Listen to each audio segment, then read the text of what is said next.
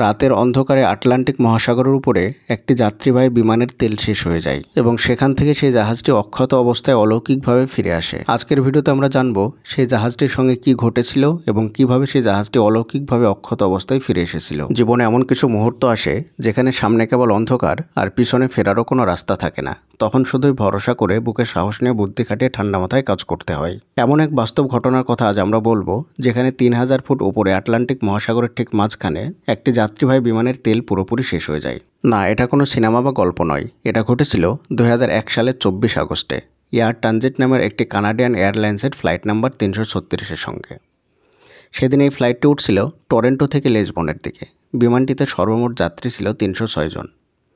বিমানটির মডেল ছিল Airbus A330, বিশাল এক আধুনিক প্লেন। সবকিছু একদম স্বাভাবিকই চলছিল, আকাশ পরিষ্কার, আবহাওয়া ভালো ছিল, আর যাত্রীরা একে একে ঘুমিয়ে পড়ছিলেন বা সিনেমা দেখছিলেন। পাইলটরাও নিশ্চিত ছিলেন এটা হবে আর একটি সাধারণ ফ্লাইটের মতো।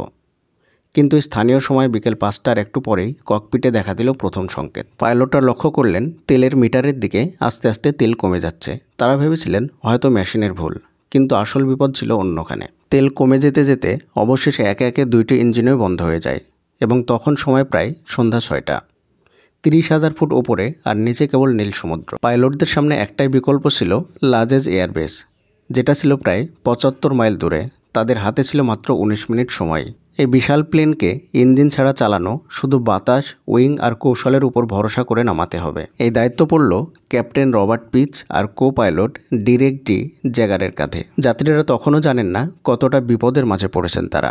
অনেকে আতঙ্কে চুপ করে গিয়ে জানালার বাইরে তাকিয়েছিলেন, আর কেউ কেউ চুপচাপ প্রার্থনা করছিলেন। পাইলটরা কোনো আবেগ না দেখিয়ে তারা নিখুঁতভাবে প্রতিটা ফিট আর প্রতিটা সেকেন্ড হিসাব করে বিমানটিকে লাজেজ এয়ারবেসের দিকে নিয়ে যান। ঠিক সন্ধ্যা 6টা 26 মিনিটে 19 মিনিটের নিঃশ্বাস বন্ধ করে রাখা সেই গ্লাইড শেষে বিমানটিকে অবতরণ করাতে সক্ষম হন।